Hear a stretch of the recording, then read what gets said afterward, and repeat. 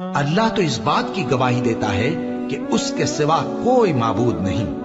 اس حال میں کہ وہ انصاف کا حاکم ہے، اور فرشتے اور علم والے بھی گواہی دیتے ہیں کہ اس غالب حکمت والے کے سوا کوئی لائق عبادت نہیں۔ دین تو اللہ کے نزدیک اسلام ہی ہے، اور اہل کتاب نے جو اس دین سے اختلاف کیا تو علم حاصل ہونے کے بعد آپس کی ضد سے کیا،